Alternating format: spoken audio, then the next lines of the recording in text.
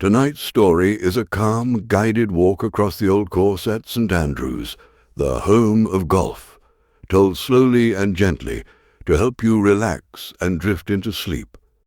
Let yourself settle. The day is put aside, left at the door. You are lighter now, unhurried. The air is soft around you, steady. Breathe in and feel the calm rise. Breathe out and let it drift away. A door opens in your imagination, and you step onto damp cobblestones. You are in St. Andrews. The street is quiet, the sea just beyond, the links waiting in the mist. Tonight, we're walking those fairways together, not for score, but for peace. If this helps you relax, feel free to subscribe, but only if it truly feels right. And tell me in the comments what makes these stories most soothing for you. More detail, more history, or longer silences. Your thoughts will shape what comes next. So take another breath. Let the room fade away. The old course awaits. The cobbles of St. Andrews are still damp from the night. Each step feels like part of a procession, carrying you closer to something that has lived in your imagination for years. You glance left toward the Dunvegan, where photographs of champions hang in the window. Last night's voices have fallen silent, but the walls still seem to glow with them. Ahead, the royal and ancient clubhouse rises from the mist, compact, proud, dignified. It feels less like a building and more like a sentinel. The first tee sits below it, framed by town on one side and the sweep of fairway on the other. The space is wide, ridiculously wide, yet your hands tremble as though it were the narrowest alley you've ever seen. Generations have stood where you stand now. The nerves are not a flaw, they are part of the inheritance. You waggle the driver once, twice. The thought sneaks in, don't top it. You smile at the silliness, but it's real, because this is the first tee at the old course. You let the breath fall out and commit. The swing is smooth. The ball flies low and drawing, bounding on the firm turf until it halts shy of the burn. The walk forward is no less thrilling than the shot. The Himalayas putting green ripples on your right, and children chase balls over its valleys. Their laughter carries as lightly as the sea breeze. To your left, chimney stacks lean into the morning sky. Straight ahead, the burn gleams like a ribbon of quicksilver, murmuring as it always has. You set up with an iron, aiming just right of the flag. You sense the slight tug of wind off the estuary, let it enter your calculation. A last glance back. Behind you on the 18th green, a pair of golfers bend over short putts, their figures small against the town. The scene feels timeless, as though your story is being written on the same parchment as theirs. You breathe, strike. The ball carries the burn, lands on the green, then runs all the way to the back. Now you are putting toward the town, toward the clubhouse itself. The line is downhill, 40 yards of possibility. You set the blade, draw it back, and send the ball rolling. For a moment it looks too fast, but it slows, curling left, halting just a few feet away. The next one falls. A par, but more than a par. A moment of belonging. The walk to the second tee winds beside the burn, then turns outward.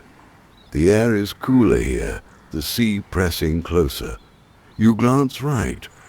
The new course parallels your line, a ribbon of turf that is itself older than most clubs in the world. There's something comforting in the thought, here, new, means 1895.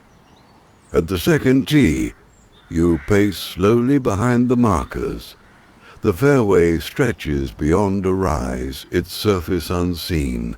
The target is invisible, hidden by land.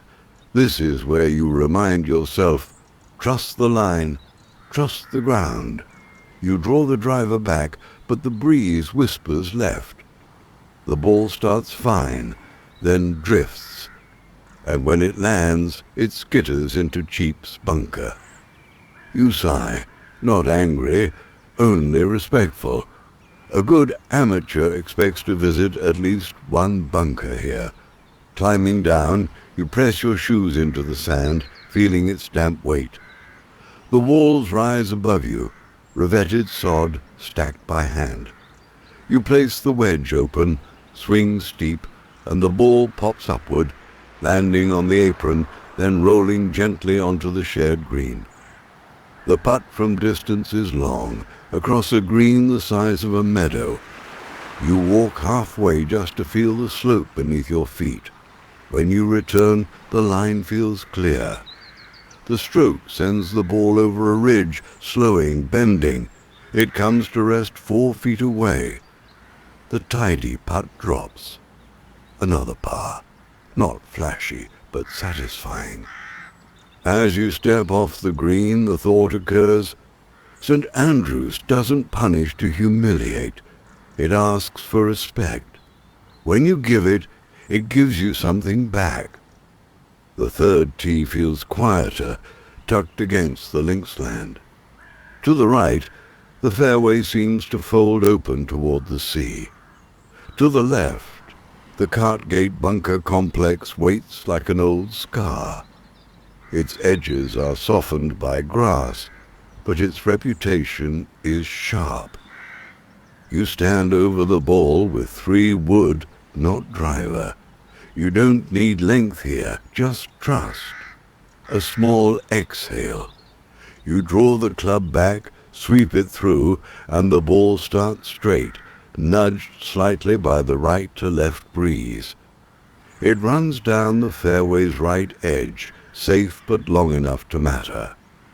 The walk is a rhythm, footsteps over firm ground. The horizon opens wider here. The estuary behind the dunes, the faint smell of salt sharper with each stride. You touch the leather of the grip, a little ritual of reassurance. At your ball you weigh the shot. A mid-iron in, but bunkers guard the left and a false front can spit you back. You remind yourself, trust a high strike. The swing feels clean, but the contact is thin. The ball skips low, lands short, and halts on the apron, refusing to climb. A small flicker of frustration rises, but you let it drift away with the breeze. Now, the wedge. You choose a gentle chip, land it 2 paces on. The ball hops once, twice, and rolls, curling toward the hole, stopping just over a foot away. A tap in. Par feels like recovery. The Cartgate hollows to the left carry names older than memory, said to be the tracks of fishermen's carts heading toward the sands. You imagine them, wooden wheels creaking, never guessing their marks would shape the ground for golf centuries later. The fourth is long, stretching away like a question. Off the tee, an island of scrub and dune splits the fairway in 2. You stand there, driver in hand, choosing between bravery and safety. You settle for the left, safer side. The strike is solid, bounding forward, kicking a little left. From here the green is still distant. You steady yourself with a long iron, feeling the cool wind now turning slightly into your face. The swing is strong, but the ball turns more than you hoped, drifting right. It lands, bounces, and finds the rough shoulder short of a bunker. Walking up, you glance at the hollow where, long ago, a hut sold ginger beer to thirsty golfers. You imagine the fizz on your tongue, the pause in the round, the laughter traded for coins. Today, the pause comes in silence, replaced by thought. Your ball sits awkwardly, rough, grabbing the club face. You open the stance, clip it free. The ball jumps forward, lands short, releases onto the green but well away from the hole. 2 putts later, the ball drops. A bogey, and yet it feels honest. Bogeys here aren't failings. They are punctuation, commas in the story of a round. You nod softly to yourself as you walk to the next tee. Now the course stretches wider, offering the first par 5. The name O'Cross comes from the crossing paths that once split here, a memory of the days when the old course was only 11 holes played out and back. You pull driver and breathe. The tee shot is flush, ball bounding hard down the center. It rolls and rolls, firm turf, giving it an extra 40 yards. For a moment, the thought of reaching in 2 sparks in your chest. But bunkers guard the left, sly and waiting. You remind yourself, don't chase. A fairway wood lays up safely, stopping just short of the trouble. Now the wedge in hand, you focus. A short third, struck with a soft click, flies high, lands on the green, and trickles toward the flag. 15 feet for birdie. The walk to the green is like stepping onto a great plain. This double green, shared with the 13th, is one of the largest in the world. From one end you can barely see the other. Your putt feels like a journey across a field. You crouch, reading the slope. Uphill, then flattening. The putt rolls, slow at first, then faster, then slowing again. It curves, slides, and comes to rest a foot away.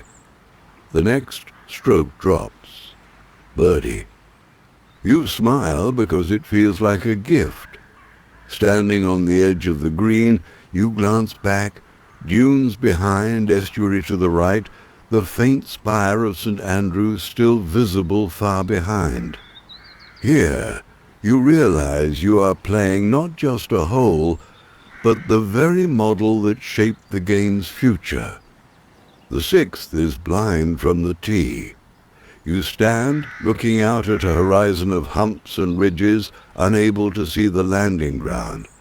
That is the old course's way, asking you to believe in what you cannot see. You pick your line, let the driver swing, and listen. The sound of turf against club face, the muted crack, tells you enough. The ball is running forward, carried by the contours.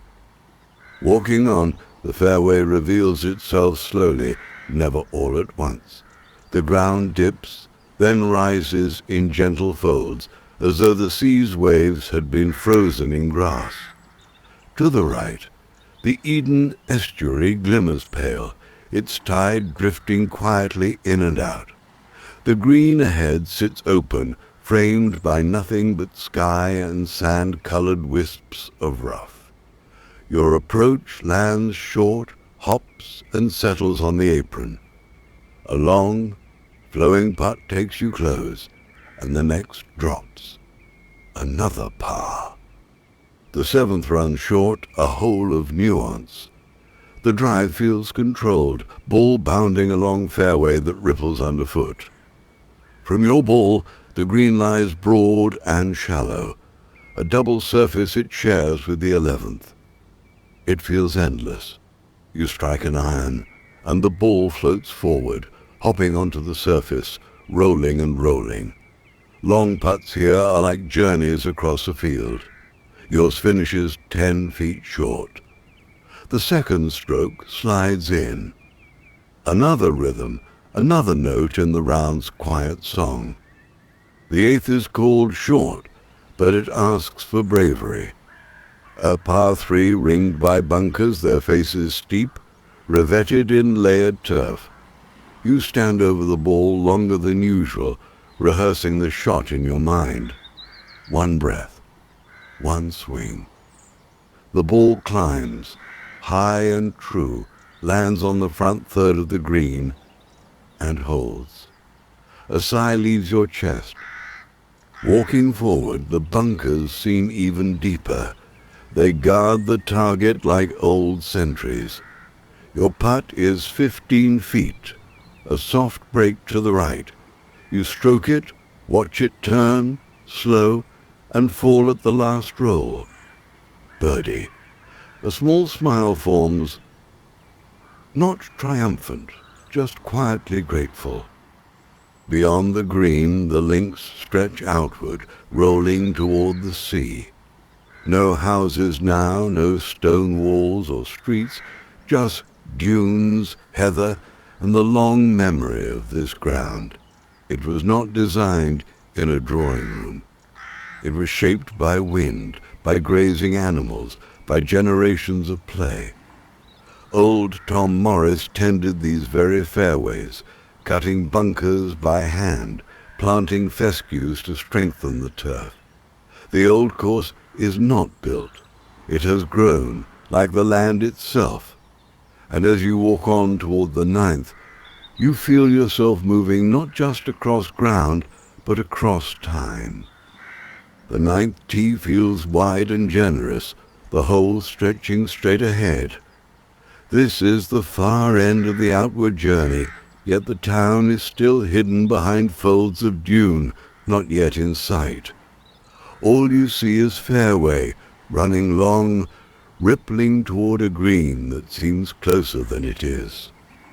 The breeze is with you now, pressing from behind, strong enough to tempt. You tee the ball, draw the driver back and release. The strike is flush, the sound sweet, the ball soaring. It clears the bunkers easily, rides the wind, and bounds forward with a run that seems endless. For a moment it feels as though it might reach the green. At last it slows, stopping just 40 meters short. Here, on the links, the choice is natural. Putter from the apron. You set the blade behind the ball, feeling the firm ground beneath your shoes, and roll it forward. But this is not a shot you practice at home, not one you own. The strike is heavy-handed, the ball rushing too far, passing the flag by 10 paces. You smile ruefully. The return creeps close, but not enough, and it takes another before the hole is finished. Bogey. You breathe it out and step aside. It is not the number that matters here, but the moment. Behind the green, a small halfway cart waits. You trade coins for a sausage roll, warm in your palm, and a beer pulled crisp from ice. The chill isn't needed in Scottish air, but the sharp bite is a pleasure. You lean against the wooden rail, pastry and beer in hand, and let yourself pause. Other golfers move past, striding down the outward fairways, their voices softened by the breeze. For a minute, the round feels suspended. The estuary air drifts around you, cool and salted, the dunes folding quietly between you and the town. You are both far away and already on your way home. From the 10th tee, the course turns outward again, away from the hidden town and back toward the estuary. The fairway bends in gentle folds, its landing ground partly obscured. The wind has shifted, cross at your right shoulder now. The swing is smooth, but the ball flies lower than intended, scudding forward more than soaring. It bounces and skips along the right edge of the fairway. Not elegant, but safe. The walk forward opens the world again. To the right, the estuary glimmers, pale beneath shifting clouds. To the left, The dunes undulate, enclosing the hole in a rhythm of grass and sand. Ahead, the green lies broad, its shoulders wide and accepting. You take a mid-iron. This time, the strike is clean, a sharp click, ball climbing just enough into the breeze. It lands softly on the front, holding 20 feet from the flag. As you approach the green, you think of Bobby Jones, how he once stormed off this course in anger, vowing never to return. 6 years later, he came back a different man and won the Open here. The town made him an honorary citizen. Golf doesn't just shape scores, it shapes character. You smile at the thought, then line up the putt. It runs true, slides just past the right edge. A gentle tap-in, par. The 11th is stern. A long par 3, narrow and perched, its surface defended by deep, riveted bunkers front and right. The wind presses straight into your face now, cool and insistent from the sea. You hold a long iron, heavier than you'd like, but necessary. One breath, one waggle, then release. The contact is solid, but the wind checks it in mid-air. The ball drifts right, falling short, and skids onto the apron but stops there. You walk forward, slow and deliberate. The bunkers you pass are dark pits, their sod walls stacked layer on layer, rising high above eye level. Relief stirs. Your ball is not inside them. From the apron, you choose the putter. It is the links way, ground before air. The strike sends the ball rolling up the slight rise, across the shoulder, then spilling forward. It finishes 12 feet past the flag, manageable. The next putt runs downhill, quick and firm. You set the blade, stroke softly, and watch the ball hold its line before dropping into the hole. Par. A breath leaves you warm against the cold air. Behind the green you pause. The 12th tee lies ahead, pointing farther out than any other hole, to the very edge of the links. That will be the farthest point. From there, every step will bend you back toward town. The 12th tee lies at the very edge of the links. This is the furthest point from town, the outermost reach. Beyond the tee, the Eden estuary spreads wide, its waters ebbing and flowing with the tide. Salt air presses against your cheeks.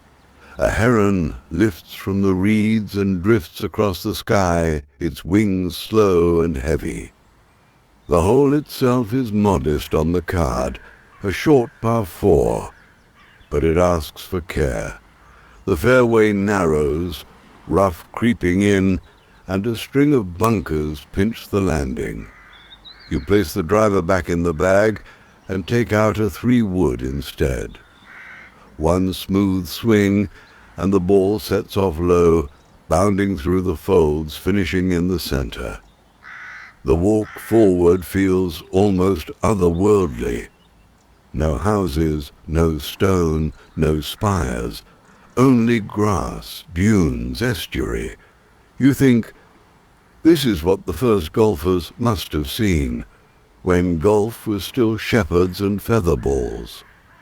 Your approach is a wedge from short grass. The strike is a touch heavy, the ball climbing but not spinning. It lands front edge, trickles forward, then halts. 2 putts later, it is a par. Quiet, simple. The green sits calm against the backdrop of the water, and as you step off, you sense the round has turned. From here, every step bends you back toward town. The 13th is long, strong, and wide. Named O'Cross Inn, it shares its green with the 5th, a vast surface stretching almost beyond sight. From the tee, you see fairway rippling out like a sheet pulled tight, but you also know the dangers. Coffin's bunkers, cut deep into the left, waiting like open graves. You set the ball high, grip the driver firm, a breath to clear the mind. The strike is solid, but the ball turns slightly left, drifting toward trouble. It flies past the first trap, but the second catches it, disappearing into sand. Walking forward, you glance into Coffin's. The bunker walls rise steep and harsh, turf stacked like bricks. Down inside, it feels narrow, claustrophobic, as though the hole itself has closed in around you. You take your stance, open the blade, and swing. Sand sprays.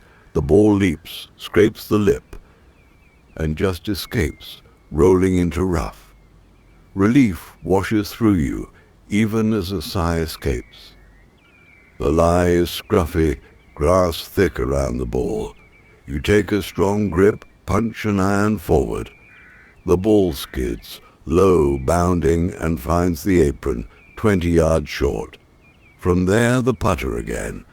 A long roll across firm ground, settling 10 feet away. The putt breaks softly left. You stroke it smooth, but it slips by, leaving a short one back. Bogey. You shake your head, but only softly. This is the old course. You can't walk through Coffins untouched every time. Standing on the green, you look around. The double surface stretches vast, flags for 2 holes fluttering in the breeze. Long ago, these shared greens caused disputes, when players coming out and in aimed at the same pin. The solution was simple: 2 flags. From quarrel, tradition was born. You step off, a little chastened but deeply alive in the round. Ahead waits the 14th, the longest par 5, and somewhere out there, Hell Bunker. The 14th tee sits quietly in the dunes, yet what lies ahead is anything but quiet. This is the longest hole on the course, and its name is fitting. Fairway ripples stretch to the horizon, broken by rough, gorse, and, most of all, by bunkers. Among them lurks the most famous of all, Hell Bunker. 10 yards wide, over 8 feet deep, its walls stacked cruelly with sod, a scar in the middle of the fairway. You set your ball on the peg, grip the driver. The breeze is cross now, sharp on your left cheek. You tell yourself, one swing at a time. The strike is solid, a strong line, ball flying low and bounding hard. It runs forever, skipping over the folds, finding the center right of the fairway. Safe, but far from finished. The second shot demands decision. The green is still far away, unreachable even with everything you own. The true question is hell. Lying ahead like a pit in the earth, catching the greedy and the careless. You choose to lay up short. A 3-wood, struck smoothly, skids along the turf and halts safely before the mouth of the bunker. You breathe easier. You walk forward and pause at its edge. Hell Bunker is larger than imagination allows. Standing there, its revetted face towers above you like a wall of history. You think of Gene Sarazen, who needed 4 strokes to escape its grasp, and of Nick Faldo, who played sideways here in '90 just to stay alive. Champions have bled in this pit. You are glad you chose caution. Your ball waits on short grass 60 yards shy. You take wedge in hand, strike, and watch the ball rise clean, float, and land softly on the front third of the green. It releases a little, settling 15 feet below the flag. The walk up is long, green, stretching wide under your steps. You crouch behind the putt, read the slope, uphill, a touch right to left. The stroke is steady. The ball rolls with pace, tracks the line, but just lips out, curling past by a hand's span. A soft tap finishes it. Par. No triumph, but no scars. You look back once more to hell, its dark floor swallowing light, its revetted walls unblinking. It has spared you this day, but you know it spares no one forever. As you step off the green, the course bends back, beginning the slow turn home. And in your chest, you feel both relief and anticipation. From the 15th tee, the course begins to fold back toward town. The dunes ease, the land widens, and to your right, a public footpath runs along the edge of the course. People walk their dogs there. Students from the university pedal past on rattling bikes, scarves trailing in the breeze. It is one of the old course's quiet miracles, the world of the town weaving so casually through the game. You tee your ball, driver in hand. The strike is sound, the ball riding low, running hard through the center. Ahead, the green is large, shared with the third, another of the vast doubles. The approach is played with care, a mid-iron struck neatly, flying onto the front edge and holding. The putt that follows is long, traveling across the sprawling surface. It pulls up shy, and you tidy up for par. Not dramatic, not damaging, just a steady note in the round. But the path to your right draws your eye again. A child on a scooter, wheels rattling over the stones, glances at you as if you were part of their world, and then vanishes down the path. The 16th stretches ahead, its tee shot guarded by rough on the left and a line of out of bounds on the right. Beyond the white stakes lies the practice ground, today dotted with players sending balls into the grey air. The right side feels close, a constant whisper of danger. You tee the ball, driver heavy in your hands. You focus left-center, swing. The strike is solid, but the wind presses, pushing the ball rightward. For a moment your heart sinks, but it holds fairway safe, short of the boundary. The walk forward is long, the town now beginning to re-emerge faintly in the distance. And there, for the first time, the old course hotel comes into view. Its walls rise at the edge of the 17th. The obstacle you already know waits. The thought arrives unbidden that next tee shot, blind and bold, over roof and windows. You try to keep your focus on 16, but already the shadow of the road hole is falling across your mind. Your approach here is steady, a mid-iron floated toward the green. It lands front left, releasing to the middle, leaving a long putt. 2 strokes later the ball drops. Par. You leave the 16th green with your eyes already drawn sideways to where the hotel looms. The road hole is next. The shot everyone speaks of. The shot that belongs not just to the course, but to golf itself. The 17th tee sits tight against the old course hotel. The air feels different here, thicker, charged. This is the moment that has lived in your mind since you first dreamed of playing here.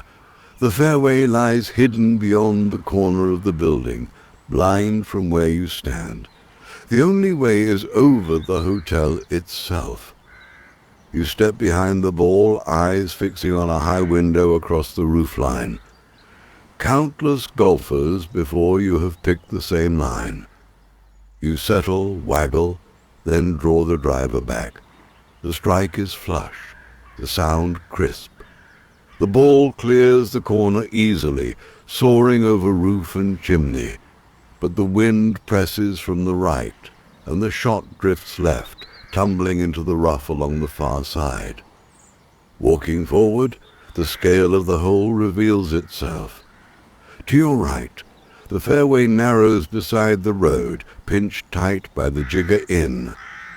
Its low stone walls and windows filled with curious faces, pints resting on ledges, onlookers pausing to watch players test their luck. The public footpath runs on, students and walkers brushing past as if this were just another street, not the most famous hole in golf. Your ball lies left, in the rough. The green ahead is small, tilted, guarded by its most fearsome sentinel, the road hole bunker, cut into the left front. Its sod walls rise nearly vertical, a dark cave waiting to swallow the bold or the careless. You know its history, how Tom Watson, chasing a claret jug, could not escape, how Jack Nicklaus called it the fiercest bunker in the game. You let that knowledge guide you. The flag flutters temptingly, but you choose caution. A mid-iron, played shorter, to the left fringe. The strike is clean, ball flying low and safe, finishing shy of the trap on the apron. The bunker is avoided.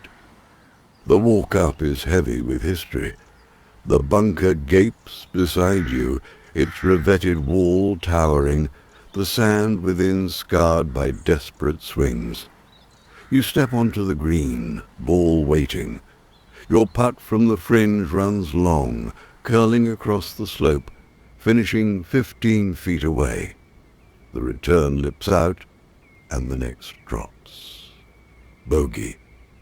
You stand, looking around. Behind the green, the hard tarmac road and stone wall press tight against the putting surface. Balls that run long here finish not in rough, but on pavement, against stone. It is harsh, uncompromising, and yet utterly fair. The road hole asks only for precision and courage, and it has tested champions for more than a century. As you step off, the hotel looms behind, the crowd at the Jigger Inn murmurs, and the weight of history lingers in your chest. Only one hole remains, the walk home across the widest fairway of them all. The home hole at St. Andrews lies before you, impossibly broad. Fairway merges with the first, stretching wider than any you have ever seen. It should feel like relief, a last tee shot with space enough for an army. But your hands betray a tremor. You know what lurks on the right. The road, the fence, the parked cars, all just steps from the fairway. Countless amateurs, full of nerves, have carved a slice and watched in horror as their ball rattled off metal. You tee your ball low, grip the driver gently, a breath to quiet the thought. The strike is sound, the ball starting left, hugging the safe side. It runs forward, bounding along the tight turf, and settles just beyond the path that cuts across the fairway. Safe. Relief washes through you, carried on the salt breeze, drifting in from West Sands. The walk-up feels like no other. Ahead, the royal and ancient clubhouse glows in soft light, its windows catching the sky. To the right, clusters of people stand behind the green, leaning on railings, watching. They are not a crowd, not quite, but enough to remind you that here every shot is played before unseen eyes. Your ball waits on short grass, one last chance to finish well, an 8-iron in hand. You steady yourself, remind your body that it is only one more swing. The strike is crisp, climbing gently, flying just far enough. It lands on the front edge, skimming across the valley of sin, that shallow, cruel dip that has broken hearts and made legends. For a moment you pause there, remembering. Constantino Rocca, in 1995, striking from this very hollow 65 feet away, putting not just uphill but against history. You picture the ball racing, climbing, curving, then somehow, impossibly, finding the hole to force a playoff. The roar that followed seemed to shake the stones of the town itself. Triumph and despair lie side by side in this valley. Your ball, though, is on the surface. 15 feet for birdie. You crouch, read the slope. Breath in, breath out. The stroke is pure. The ball rolls forward, steady, curling gently left, and falls. Birdie. A quiet laugh escapes, disbelieving. For a heartbeat, it feels as though you have lifted the claret jug yourself, as though history has opened its arms to include you. The clubhouse, the bridge, the town behind, they all seem to nod in approval.